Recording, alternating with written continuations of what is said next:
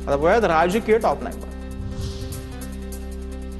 खरात प्रकरणामध्ये बदनामी केल्याचा आरोप करत चाकणकरांची दिल्ली कोर्टात याचिका. चाकणकरांकडून आशा मिरगे, ठोंबरे, अंधारे, दमानी यांना नोटीस. तर चाकणकरांना कोर्टात उघडं पाडणार रुपाली ठोंबरेंचं आव्हान. सिनेमाला सिनेमाच्या दृष्टिकोनातून पाहिलं पाहिजे. सिनेमातून काय घ्यायचं ते प्रेक्षक ठरवतील. सिनेमात त्यांची व्यक्तिरेखा चुकीच्या पद्धतीनं केली असं वाटलं तर त्यांनी नोटीस पाठवावी. महाराष्ट्र एफसीन फाईल चित्रपटाच्या वादावर प्रताप सरनाईक यांची प्रतिक्रिया.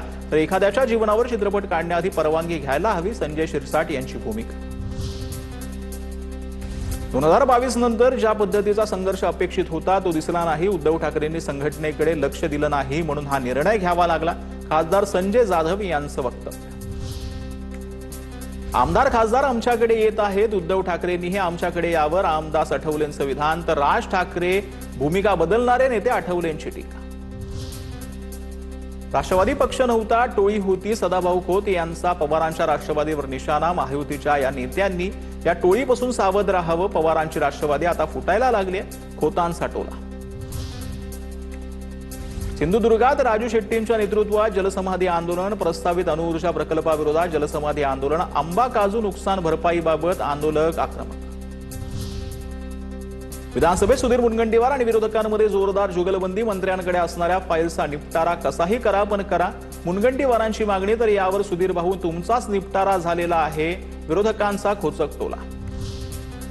साताऱ्यामध्ये मृत माणसाच्या नावानं कर्जाचं वाटप केल्याचा धक्कादायक प्रकार समोर. आमदार सदाभाऊ खोत यांच्याकडून विधान परिषदेमध्ये याची पोलखोल. महाबळेश्वर वाडी कार्यकारी सहकार संस्था सेवा सोसायटीमधील धक्कादायक प्रकार. तर प्रकरणाकडे कानाडोळा केल्याप्रकरणी सहाय्यक निबंधक आणि उपनिबंधक यांचं निलंबन.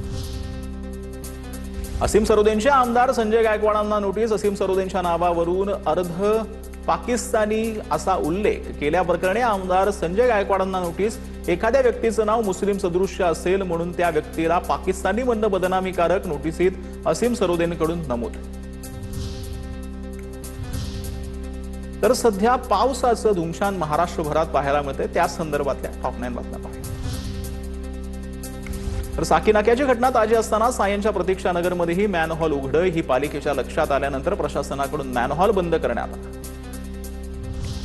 पाण्याचा निचरा होण्यासाठी खोदलेल्या खड्ड्यामध्ये पडून चिमुकल्याचा अंत. सुरक्षा न करता खड्डा उघडा ठेवल्यानं चिमुकल्याचा दुर्दैवी मृत्यू.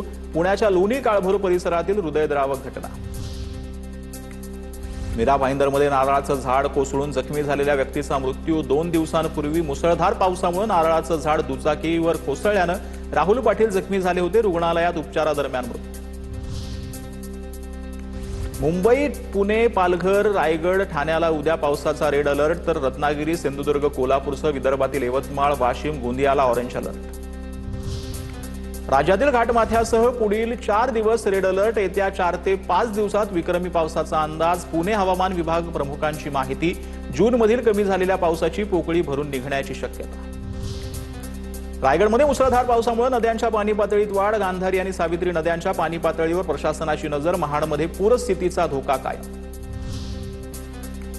रायगडमध्ये अंबा नदीनं धोका पातळी ओलांडली. नदीकाठच्या गावांमध्ये सतर्कतेचा इशारा. अंबा नदी 9 मीटरची धोका पातळी ओलांडून 9.15 मीटरवर. रत्नागिरी जिल्ह्याला मुसळधार पावसानं झोडपलं. वशिष्ठ नदीची पाणी पातळी वाढली. तर 4 दिवस कोसळत असलेल्या पावसामुळे नदीची पाणी पातळी वाढली.